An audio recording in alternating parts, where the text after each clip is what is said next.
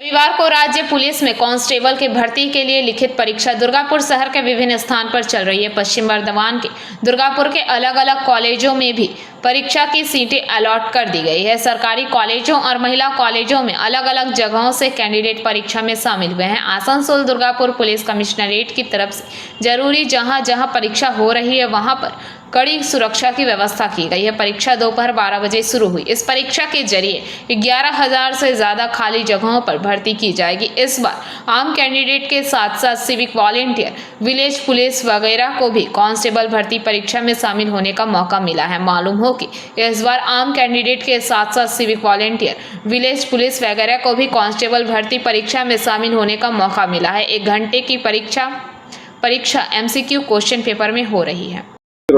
না না সমস্যা নেই। কতটা প্রস্তুত? প্রস্তুত তো আছে, পরীক্ষা কেমন হবে? ভালোই হবে। আজকে কিসের পরীক্ষা আছে? WP main exam. কলকাতা পুলিশের? না না, কনস্টেবল হবে। ওয়েস্ট বেঙ্গল পুলিশের? হ্যাঁ। কি নাম আপনার? সূর্য সরেন।